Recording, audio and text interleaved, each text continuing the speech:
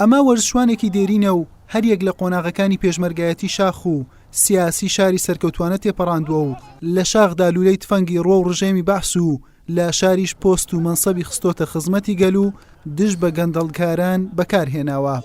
دوای هەموو ئەمانش بەشێکی ژیانی بۆ وەرش و خزمەتکردنی وەرشوانان دابین کردووە. عەبدولستار مەجید لە ساڵی 1980 دەبێتە یاریزانی تۆپی پێ و لە تیپە میلیەکانی هەولێر یاری دەکات. بەهۆی ئاستە بەرزەکەشیەوە لە ماوەیەکی کەم بانگێشتی هەڵبژاردەی هەولێر دەکرێت، بەڵام خەمخۆری بۆ خاک و نیشتیمانەکەی وای لێ دەکات واز لە خەونەکەی بێنێت و وەرزش بکاتە قوربانی نیشتیمان و ببێ بە پێشمەرگە. من لە هەر لە گچکەیەوە بەڕاستی دەستم بە یاری تۆپی پێ کردووە و لە ساڵانی سەرەتاکانی هەشتاکان لە تیپی سەفین یاریم کردووە.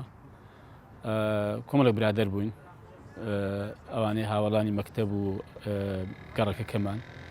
پاشان ئاستەکەم تۆزێک باشتر بوو لە تیپی چوارچە کە پلەیەک بوو لە هەولێر و تیپێکی زۆر باشش بوو. کاک فازل عەباس ڕاهێنەرەکەی بوو، ئێستاش ماوە یادی بەخێر. ڕاهێنەریش زۆر چاک بوو، زۆری لێ فێر بووین.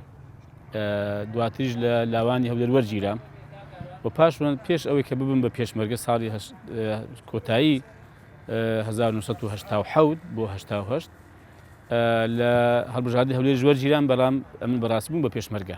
هەر لە سەرەتاوە مەسەڵەن زۆر ملاحەزەیم کرد، ئینسانێکی زۆر ساحب وعد بوو، ئینسانێکی پاک بوو، لە تەدریبەکان جددی بوو، یعنی علاقەتێکی خۆشی و لەگەر هەموو لاعیبەکان. ئەمەش بەڕاستی ئەو یاریزانانە یعنی نمونەی ئەخلاق و دەستپاچی و ڕازگۆیی بوون و ساحب وعد بوون، لە کنەم ڕێزش تایبەتیان هەبوو. کاک عەبدولستاریش یەک بوو لەوانە. یعنی لە پێشمەرگایەتیش ئینسانێکی ئەمە فەخری پێوە دەکەم کە یاریزانی تیپی چوارچرا بووە و لە لای من بووە. هەمووەکو یاریزان، هەموو وەکو پێشمەرگە و هەمووەکو وەزیریش ئینسانێکی ڕازگۆ و دەستپاک بووە. عەبدولستار مەجید لەگەڵ کۆمەڵی کاوڕێی لە ساڵی 1995 یانەی وەرشی جیهادیان دامەزراند و دواتر ناوەکەی بۆ جیهان گۆڕا، تاوەکو ئێستاش پاڵپشتی تەواوی یانەکە دەکات. دوای ڕاپەڕینیش هاتمەوە لێرە لەگەڵ کۆمەڵێک برادەر تیپی یانەی جیهانمان دامەزراند. جیهاد بوو، دوای کرا بە جیهان لە ساڵی 1995. کۆمەڵێک برادەری کۆن و هەندێک برادەری شارەزا لەو بارەدا و ئێستاش من بۆ هەر بۆ بەدەنی خۆم، بۆ تەندروستی خۆم، ڕۆژانی دووشەمە هەر لەگەڵ ئەو هاوڕێ دێرینانە یاری دەکەین و هەفتەی دوو ڕۆژ یاری تۆپی پێ دەکەم.